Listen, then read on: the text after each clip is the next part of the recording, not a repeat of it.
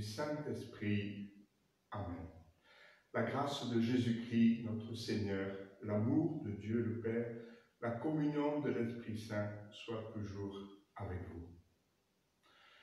Frères et sœurs, chers paroissiens, chers amis, en ce temps d'épidémie, nous retrouvons pour cette messe toute particulière. Je vous accueille ici chez moi, dans ce salon où j'ai dressé cet autel. Mais surtout, finalement, j'ai plutôt envie de me laisser accueillir chez vous. Par cette vidéo, cela me permet tout simplement de vous rejoindre dans votre maison. Comme on se le redit depuis quelque temps, ce sont nos maisons qui deviennent notre église, nos petites églises.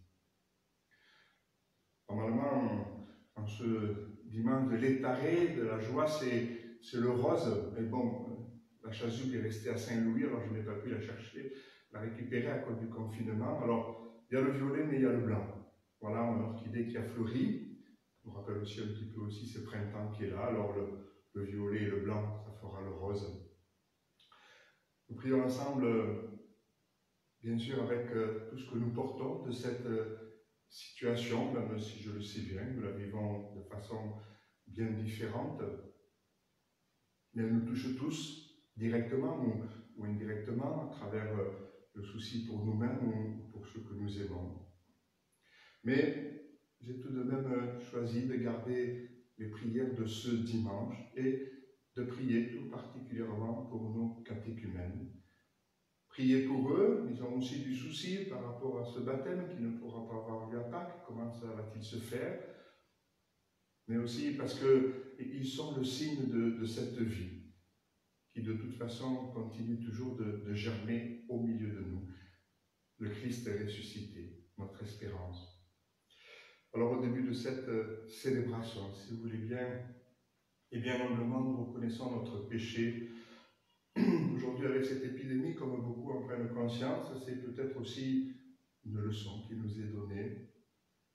Reconnaissons le péché de notre humanité, ce que nous avons fait de notre terre, de notre environnement, ce que nous avons fait aussi des fois de nos relations entre nous, ce que nous avons fait de ce qui devrait être notre solidarité, que des fois nous retrouvons un petit peu aujourd'hui. Humblement, nous nous reconnaissons pécheurs. Je confesse à Dieu Tout-Puissant, je reconnais devant mes frères que j'ai péché en pensée, en parole, par action et par omission. Oui, j'ai vraiment péché. C'est pourquoi je supplie la Vierge Marie, les anges et tous les saints, et vous aussi, mes frères, de prier pour moi le Seigneur notre Dieu. Et que Dieu, dans l'amour et tout-puissant, nous fasse miséricorde, qu'il nous pardonne nos péchés et nous conduise dans sa vie éternelle. Amen. Seigneur, prends pitié. Seigneur, prends pitié. Ô Christ, prends pitié. Seigneur, prends pitié. Et nous prions ensemble le Seigneur. Donne à ton Église, Seigneur, la joie de transmettre ta vie à ceux et celles qui se préparent au baptême. Par leur naissance de la chair, ils sont des êtres de chair, qui deviennent des enfants de Dieu en renaissant de l'Esprit. Nous te le demandons par Jésus-Christ, ton Fils, notre Seigneur et notre Dieu, qui vit avec toi dans l'unité du Saint-Esprit, maintenant et pour les siècles des siècles. Amen. Voilà, je vais prendre avec vous et pour vous ces lectures d'aujourd'hui, avec cette longue lecture de l'Évangile de l'aveugle-né. Eh bien, prenons le temps tout simplement d'écouter, de réécouter ces textes.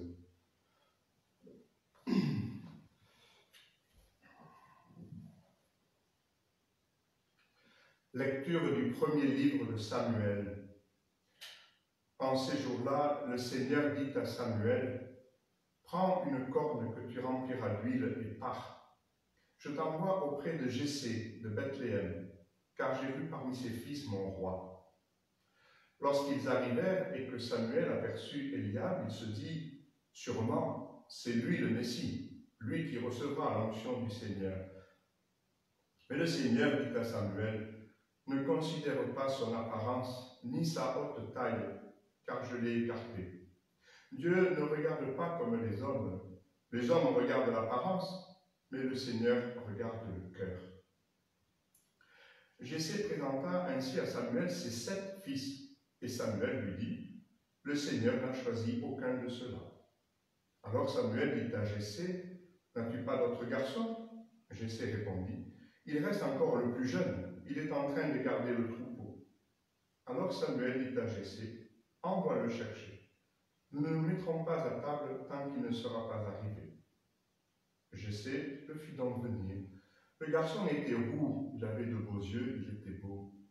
Le Seigneur dit alors, lève-toi, donne-lui l'onction, c'est lui. Samuel prit la corne pleine d'huile et lui donna l'onction au milieu de ses frères. L'Esprit du Seigneur s'empara de David à partir de ce jour-là. Parole du Seigneur.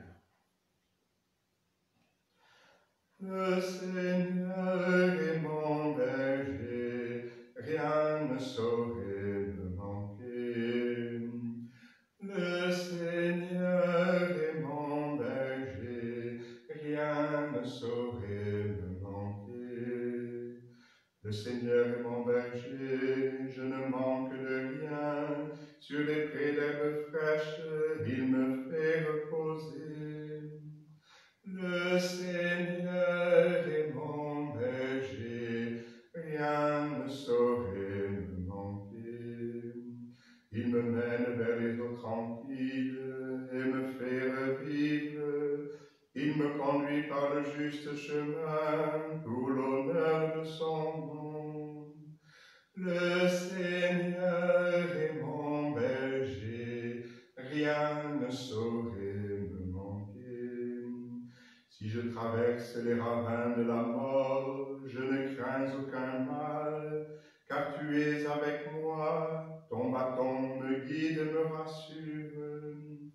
Le Seigneur est mon berger, rien ne saurait me manquer.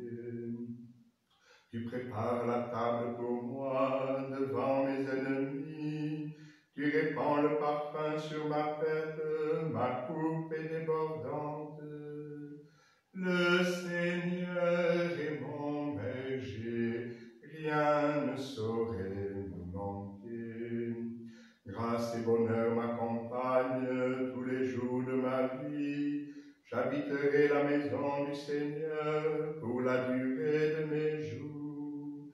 Le Seigneur est mon berger, rien ne saurait me manquer.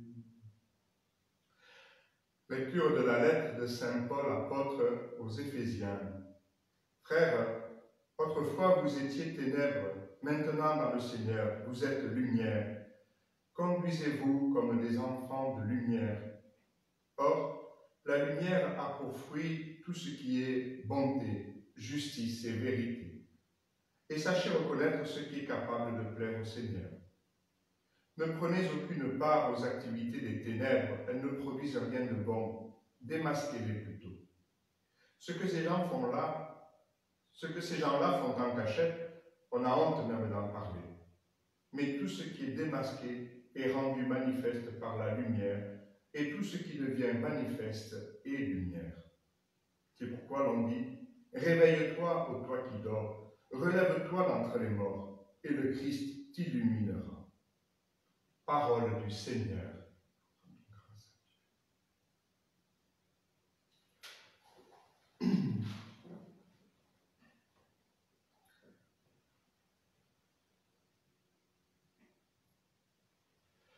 Gloire et louange à toi, Seigneur Jésus. Gloire et louange à toi, Seigneur Jésus. Moi, je suis la lumière du monde, dit le Seigneur. Celui qui me suit aura la lumière de la vie. Gloire et louange à toi, Seigneur Jésus. Le Seigneur soit avec vous. Évangile de Jésus-Christ selon saint Jean. En ce temps-là, en sortant du temple, Jésus vit sur son passage un homme aveugle de naissance. Ses disciples l'interrogèrent. « Rabbi, qui a péché, lui ou ses parents, pour qu'il soit né aveugle ?» Jésus répondit, « Ni lui ni ses parents n'ont péché, mais c'était pour que les œuvres de Dieu se manifestent en lui. Il nous faut travailler aux œuvres de celui qui m'a envoyé tant qu'il fait jour. La nuit vient où personne ne pourra plus y travailler. Aussi longtemps que je suis dans le monde, je suis la lumière du monde. » Cela dit, il cracha à terre et avec la salive, il fit de la boue. Puis il appliqua la boue sur les yeux de l'aveugle et lui dit, « Va te laver à la piscine de Siloé. » Ce nom se traduit « envoyé ». L'aveugle y alla donc et il se lava. Quand il revint, il voyait. Ses voisins et ceux qui l'avaient observé auparavant, car il était mendiant, dirent alors, « N'est-ce pas celui qui se tenait là pour mendier ?» Les uns disaient, « C'est lui ». Les autres disaient, « Pas du tout, c'est quelqu'un qui lui ressemble. » Mais lui disait, « C'est bien moi. » Et on lui demandait, « Alors comment tes yeux se sont-ils ouverts ?» Il répondit, « L'homme qu'on appelle Jésus a fait de la boue, il me l'a appliqué sur les yeux et il m'a dit, « Va à Siloé et lave-toi. » J'y suis donc allé et je me suis lavé. Alors j'ai vu. Ils lui dirent, « Et lui, où est-il » Il répondit, « Je ne sais pas. » On l'amène aux pharisiens, lui l'ancien aveugle. Or c'était un jour de sabbat que Jésus avait fait de la boue et lui avait ouvert les yeux. Alors tous les pharisiens lui demandaient comment il pouvait voir. Il leur répondait, « Il m'a mis de la boue sur les yeux, je me suis lavé et je vois. » Parmi les pharisiens, certains disaient, « Cet homme-là n'est pas de Dieu, puisqu'il n'observe pas le repos du sabbat. » D'autres disaient, « Comment un homme pécheur peut-il accomplir des signes pareils ?» Ainsi donc ils étaient divisés. Alors il s'adresse de nouveau à l'aveugle. « Et toi, que dis-tu de lui, puisqu'il t'a ouvert les yeux ?» Il dit, « C'est un prophète. » Or, les Juifs ne voulaient pas croire que cet homme avait été aveugle et que maintenant il pouvait voir. C'est pourquoi ils convoquèrent ses parents et leur demandèrent, « Cet homme est bien votre fils, et vous dites qu'il est né aveugle. Comment se fait-il qu'à présent il voit ?» Les parents répondirent, « Nous savons bien que c'est notre fils et qu'il est né aveugle. Mais comment peut-il voir maintenant? Nous ne le savons pas. Et qui lui a ouvert les yeux? Nous ne le savons pas non plus. Interrogez-le, il est assez grand pour s'expliquer. » Ses parents parlaient ainsi parce qu'ils avaient peur des Juifs. En effet, ceux-ci s'étaient déjà mis d'accord pour exclure de leur assemblée tous ceux qui déclareraient publiquement que Jésus est le Christ. Voilà pourquoi les parents avaient dit « Il est assez grand, interrogez-le ». Pour la seconde fois, les pharisiens convoquèrent l'homme qui avait été aveugle, et lui dirent « Rends gloire à Dieu. Nous savons, nous, que cet homme est un pécheur. » Il répondit « Est-ce un pécheur? Je n'en sais rien. Mais il y a une chose que je sais. J'étais aveugle, et à présent je vois. » Ils lui dirent alors « Comment a-t-il fait pour t'ouvrir les yeux ?» Il leur répondit « Je vous l'ai déjà dit, et vous n'avez pas écouté. Pourquoi voulez-vous m'entendre encore une fois? Serait-ce que vous voulez vous aussi devenir ses disciples ?» Ils se mirent à l'injurier. « C'est toi qui es son disciple. Nous, c'est de Moïse que nous sommes les disciples. Nous savons que Dieu a parlé à Moïse, mais celui-là, nous ne savons pas d'où il est. » L'homme leur répondit, « Voilà bien ce qui est étonnant. Vous ne savez pas d'où il est, et pourtant il m'a ouvert les yeux. Dieu, nous le savons, n'exauce pas les pécheurs, mais si quelqu'un l'honore et fait sa volonté, il l'exauce. Jamais encore on n'avait entendu dire que quelqu'un ait ouvert les yeux à un aveugle de naissance. Si lui n'était pas de Dieu, il ne pourrait rien faire. » Il répliquèrent, « Tu es tout entier dans le péché depuis ta naissance et tu nous fais la leçon. » Et ils le jetèrent dehors. Jésus apprit qu'il l'avait jeté dehors. Il le retrouva et lui dit, « Crois-tu au Fils de l'homme ?» Il répondit, « Et qui est-il, Seigneur, pour que je croie en lui ?» Jésus lui dit, « Tu le vois, et c'est lui qui te parle. » Il dit, « Je crois, Seigneur. » Et il se prosterna devant lui. Jésus dit alors, « Je suis venu en ce monde pour rendre un jugement, que ceux qui ne voient pas puissent voir, et que ceux qui voient deviennent aveugles. » Parmi les pharisiens, ceux qui étaient avec lui, entendirent ces paroles et lui dirent, « Serions-nous aveugles, nous aussi ?» Jésus leur répondit, « Si vous étiez aveugles, vous n'auriez pas de péché. Mais du moment que vous dites, nous voyons, votre péché demeure. » Acclamons la parole de Dieu. Louange à toi, Seigneur Jésus.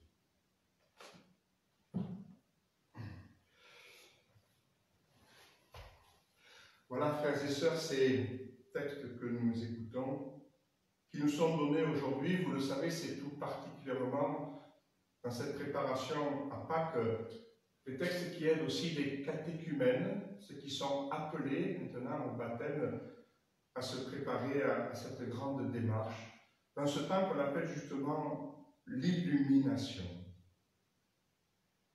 Alors, vous l'avez compris, tous ces textes évoquent la question du regard. La première lecture, déjà, avec le prophète, qui doit venir au nom de Dieu, choisir le roi. Et il lui est rappelé, Dieu ne regarde pas comme les hommes à l'apparence, il regarde au cœur. C'est peut-être déjà une première question qui nous est posée. Et nous, comment est-ce que nous regardons les gens, les autres? À l'apparence, à ceux qui nous montrent, à ceux qui veulent bien nous montrer, ou au cœur, à leur qualité de cœur. Au passage, on remarque que Dieu regarde aussi la beauté, mais il préfère la beauté que la force. Et Saint Paul aussi, vous l'avez entendu dans la deuxième lecture, nous parle de ce passage des ténèbres à la lumière. Des ténèbres à la lumière. C'est aussi ce passage que nous avons à faire. Mais c'est tout particulièrement, bien entendu, cet aveugle-né de l'Évangile qui fait ce chemin des ténèbres à la lumière. Alors comment cet homme nous rejoint-il, puisque forcément c'est un peu nous-mêmes aussi, comme dimanche dernier, la Samaritaine, dimanche prochain aussi, Lazare. Déjà, il nous rejoint dans cette épidémie, sans faire tout tourner autour de cela, eh bien, on entend ça et là ces questions. Peut-être que ce fléau va aussi nous ouvrir les yeux, à nous, à notre société, sur notre manière de vivre sur cette terre et de vivre ensemble. Ou alors on nous dit qu'en France, ensuite, il faudra voir les choses différemment. Notre regard sur notre vie, sur ce qui est important pour nous, sur notre manière de vivre sur cette terre. Et puis aussi, cette allusion au tout début par les disciples, mais qui va être reprise par les pharisiens, parce que c'était la mentalité de l'époque. S'il est aveugle-né, qui a péché? Lui ou ses parents? Il ne peut avoir que deux solutions. Eh bien, Jésus reprend ni lui, ni ses parents. Les maladies, les handicaps, les fléaux, les virus ne sont pas la cause forcément de péché de tel ou tel, de la société, encore moins de Dieu. Ce n'est pas lui qui nous envoie des fléaux. Il est un Père de miséricorde. Quel est le papa qui ferait cela pour son enfant? Non, mais c'est vrai que c'est afin que se manifeste la puissance de Dieu. Au cœur de toute misère, de toute épreuve, Dieu peut nous dire encore quelque chose, nous manifester quelque chose de sa volonté pour nous, pour son peuple. Ensuite, il y a ce beau geste de Jésus qui prend un peu de terre avec de la salive. Cela nous rappelle bien sûr le premier geste de Dieu, de la création avec la glaise. Il fit l'homme, Adama, et puis ensuite la femme. C'est comme une recréation qui s'opère ici pour cet homme. Il était né aveugle, il renaît C'est le sens profond, finalement, aussi, du baptême, de ceux qui se préparent à cette démarche. Et puis, vous l'avez entendu aussi, il y a toute cette dimension de la connaissance. L'aveugle-né qui sans cesse se redit, moi je ne sais pas qui c'est, je ne sais pas où il est cet homme. Et les pharisiens, les autres qui disent sans cesse, nous savons, nous savons. Je ne sais pas si vous l'avez remarqué, mais aujourd'hui encore, au cœur de cette crise, nous sommes dans ce débat. Il y a tous ceux qui savent, qui croient savoir, tous ceux qui reconnaissent qu'ils ne savent pas tout, qu'ils essayent de comprendre. Est-ce que nous aurons l'humilité de savoir nous écouter les uns les autres, entre ceux qui croient trop en savoir et ceux qui reconnaissent ne pas tout savoir?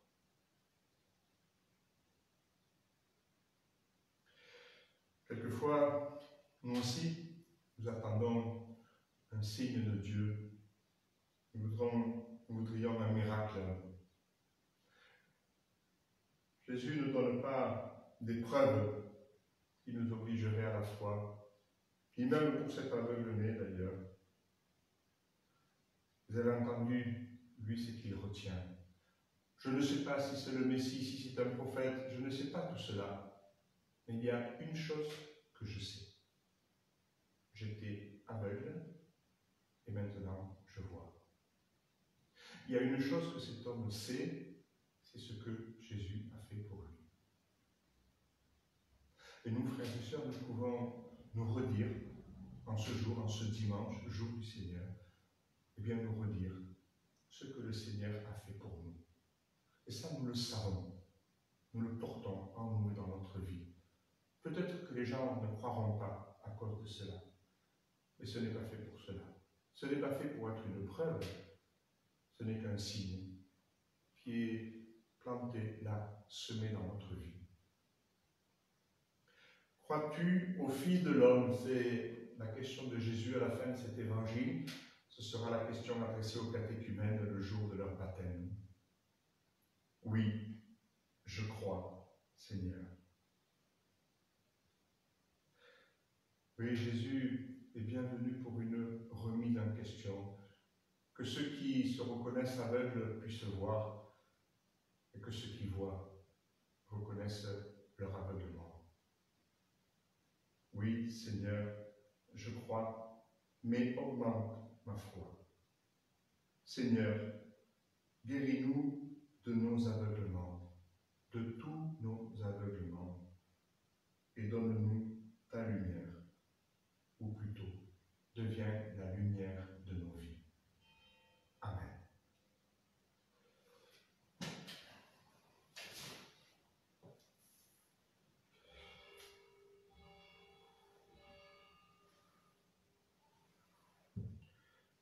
Tu es béni, Seigneur, de l'univers, toi qui nous donnes ce pain, fruit de la terre et du travail des hommes.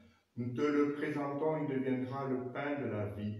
Béni soit Dieu, maintenant et toujours. Comme cette eau se mêle au vin, le sacrement de l'Alliance, puissions-nous être unis à la divinité de celui qui a pris notre humanité. Tu es béni, Seigneur, de l'univers, toi qui nous donnes ce vin, fruit de la vigne et du travail des hommes, nous te le présentons, il deviendra le vin du royaume éternel. Béni soit Dieu, maintenant et toujours. Humbles et pauvres, nous te supplions, Seigneur, en ce jour, que notre sacrifice monte jusqu'à toi. Lave-moi de mes fautes, Seigneur, de mon péché, purifie-moi. Et nous prions ensemble au moment d'offrir ce sacrifice de toute l'Église pour la gloire de Dieu et le salut du monde. Seigneur, nous te présentons dans la joie le sacrifice qui sauve notre vie et nous te prions humblement. Accorde-nous de le célébrer avec respect et de savoir l'offrir pour le salut du monde par Jésus le Christ, notre Seigneur. Une petite remarque simplement. Vous l'avez bien vu depuis le début de cette messe, ce n'est pas une messe à laquelle vous assistez, c'est une messe à laquelle vous participez. Et donc je vais dire la partie qui m'est réservée et les réponses, je vous les laisse simplement les reprendre là où vous êtes, dans votre maison. Le Seigneur soit avec vous. Élevons notre cœur. Rendons grâce au Seigneur, notre Dieu. Vraiment, il est juste et bon de te rendre gloire, de t'offrir notre action de grâce toujours et en tout lieu. À toi, Père très saint, Dieu éternel et tout-puissant, par le Christ notre Seigneur. En prenant la condition humaine, il a guidé vers la lumière de la foi l'humanité qui s'en allait dans les ténèbres. Et par le bain qui fait renaître, il a donné aux hommes nés dans le péché de devenir vraiment enfants de Dieu. Voilà pourquoi le ciel et la terre t'adorent. Ils te chantent leur hymne toujours nouvelle et nous-mêmes, unissant notre voix à celle des anges, nous t'acclamons en chantant. Saint, Saint, Saint, le Seigneur, Dieu de l'univers, le ciel et la terre sont remplis de ta gloire. Hosanna au plus haut des cieux. Béni soit celui qui vient au nom du Seigneur. Hosanna au plus haut des cieux. Toi qui es vraiment saint, toi qui es la source de toute sainteté, nous voici rassemblés devant toi. Et dans la communion de toute l'Église, en ce dimanche, premier jour de la semaine, nous célébrons le jour où le Christ est ressuscité d'entre les morts. Par lui, que tu as élevé à ta droite, Dieu notre Père, nous te prions. Sanctifie ces offrandes en répandant sur elles ton esprit, qu'elles deviennent pour nous le corps et le sang de Jésus, le Christ notre Seigneur. Au moment d'être livré et d'entrer librement dans sa passion, il prit le pain, il rendit grâce, il le rompit et le donna à ses disciples en disant « Prenez et mangez-en tous, ceci est mon corps livré pour vous. »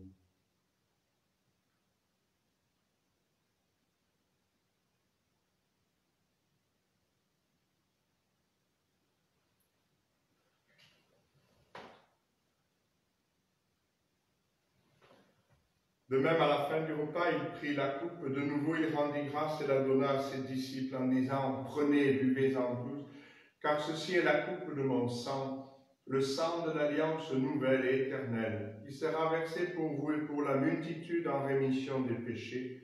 Vous ferez cela en mémoire de moi. »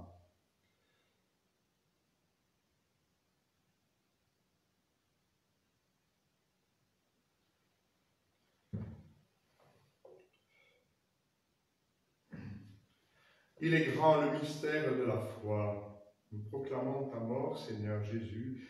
Nous célébrons ta résurrection. Nous attendons ta venue dans la gloire. Faisant ici mémoire de la mort et de la résurrection de ton Fils, nous t'offrons, Seigneur, le pain de la vie et la coupe du salut. Et nous te rendons grâce, car tu nous as choisis pour servir en ta présence. Humblement, nous te demandons qu'en ayant part au corps et au sang du Christ, nous soyons rassemblés par l'Esprit Saint en un seul corps. Souviens-toi, Seigneur, de ton Église répandue à travers le monde. Fais-la grandir dans ta charité avec le pape François, notre évêque Christophe et tous ceux qui ont la charge de ton peuple. Souviens-toi aussi de nos frères et sœurs qui se sont endormis dans l'espérance de la résurrection. Souviens-toi, Seigneur, de toutes les victimes du coronavirus de par le monde. Souviens-toi aussi de tous les autres défunts, victimes d'autres maladies, d'autres épidémies, des accidents. Souviens-toi de tous nos défunts que nous portons dans nos cœurs et nos prières. Souviens-toi de tous les hommes qui ont quitté cette vie, reçois-les dans ta lumière auprès de toi. Sur nous tous, enfin, nous implorons ta bonté, particulièrement sur Vanessa, sur Myriam, sur Najima, sur Maëva, sur Gaetano et sur Narcisse qui se prépare au baptême. Permets qu'avec la Vierge Marie, la bienheureuse Mère de Dieu, avec Saint Joseph, son époux, avec les apôtres, Saint Sébastien et Saint Roch, et les saints de tous les temps qui ont vécu dans ton amitié, nous ayons part à la vie éternelle et que nous chantions ta louange par Jésus-Christ, ton Fils bien-aimé. Par lui, avec lui et en lui, à toi, Dieu le Père Tout-Puissant, dans l'unité du Saint-Esprit, tout honneur et toute gloire pour les siècles des siècles. Amen. Unis dans le même esprit, redisons tous ensemble, tous en communion, là où nous sommes, cette prière que nous avons reçue de notre Sauveur.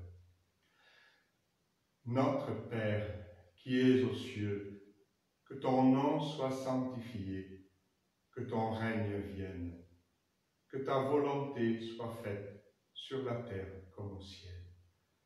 Donne-nous aujourd'hui notre pain de ce jour. Pardonne-nous nos offenses, comme nous pardonnons aussi à ceux qui nous ont offensés. Et ne nous laisse pas entrer en tentation, mais délivre-nous du mal. Délivre-nous de tout mal, Seigneur, et donne la paix à notre temps. Par ta miséricorde, libère-nous du péché, rends-nous forts dans les épreuves, dans cette vie où nous espérons le bonheur que tu promets et l'avènement de Jésus-Christ, notre Sauveur. Car c'est à toi qu'appartiennent le règne, la puissance et la gloire pour les siècles des siècles. Seigneur Jésus-Christ, tu as dit à tes apôtres, je vous laisse la paix, c'est ma paix que je vous donne. Ne regarde pas nos péchés, mais la foi de ton Église. Pour que ta volonté s'accomplisse, donne-lui toujours cette paix et conduis-la vers l'unité parfaite, toi qui règnes pour les siècles des siècles. Amen. Que la paix du Seigneur soit toujours avec vous.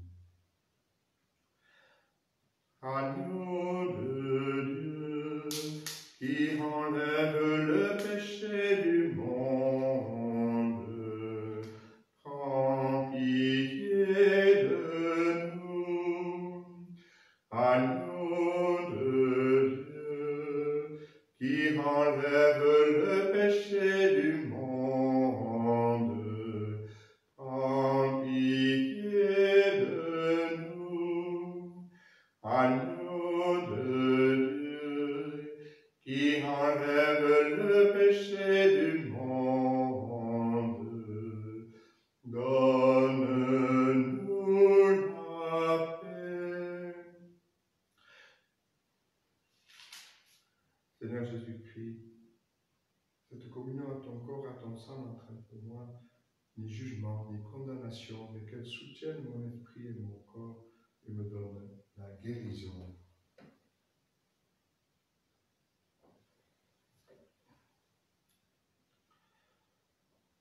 Heureux les invités au repas du Seigneur. Voici l'agneau de Dieu qui enlève le péché du monde. Seigneur, je ne suis pas digne de te recevoir, mais dis seulement une parole et je serai sauvé. C'est pour vous, avec vous, que je communie. Vous pouvez aussi vous unir dans cette communion spirituelle. Que le corps et le sang de Jésus nous gardent pour la vie éternelle.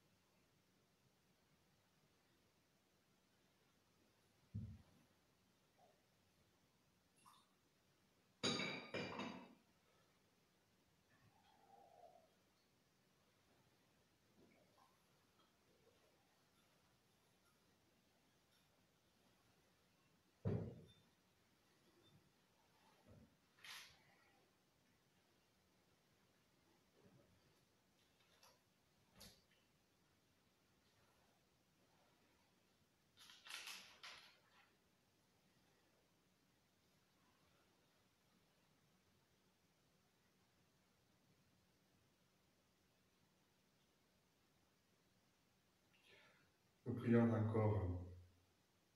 Dieu qui éclaire tout homme venant dans ce monde, illumine nos cœurs par la clarté de ta grâce, afin que toutes nos pensées soient dignes de toi et notre amour de plus en plus sincère, par Jésus le Christ, notre Seigneur. Avant la dernière bénédiction, je vous invite, comme nous le faisons tous les dimanches désormais, à prier cette prière qui s'adresse à Saint-Sébastien et Saint-Roch.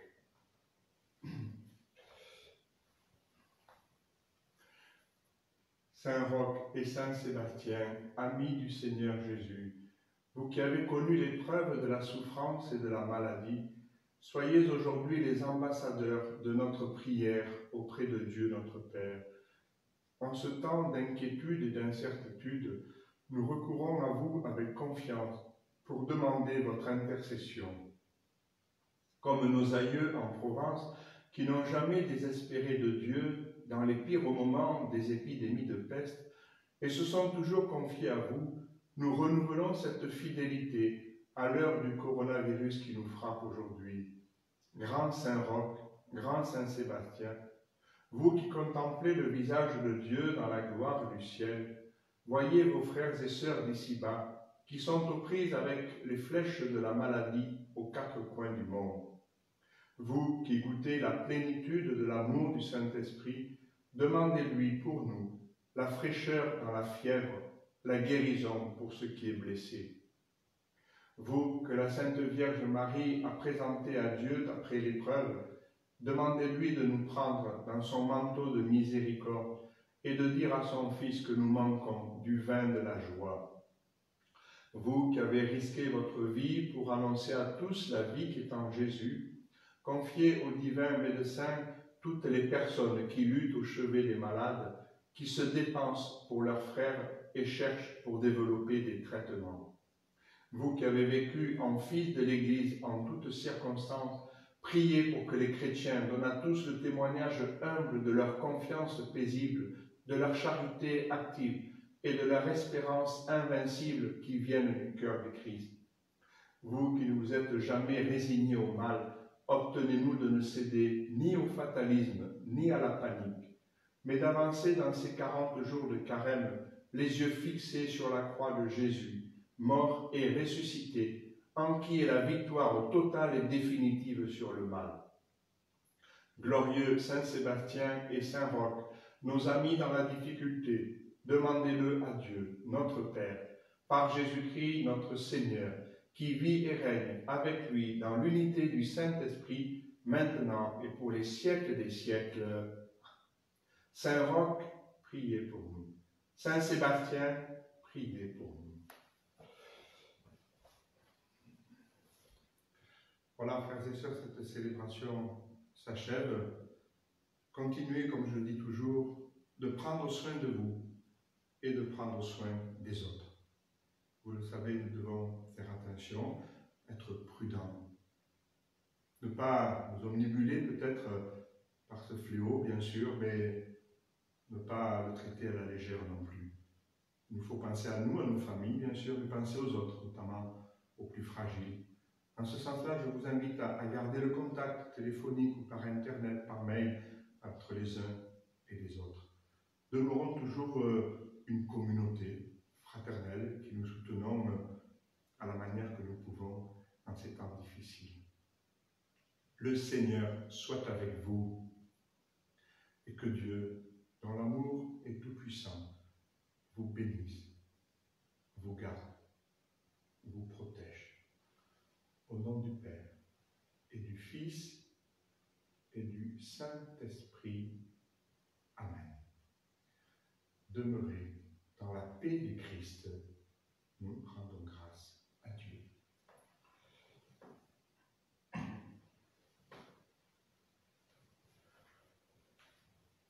Vous salue Marie, pleine de grâce, le Seigneur est avec vous.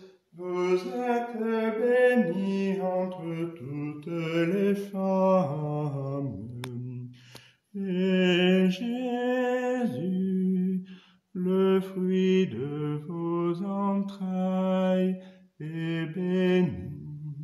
Sainte Marie, Mère de Dieu, priez pour nous, pauvres pécheurs, maintenant et à l'heure de notre mort. Amen.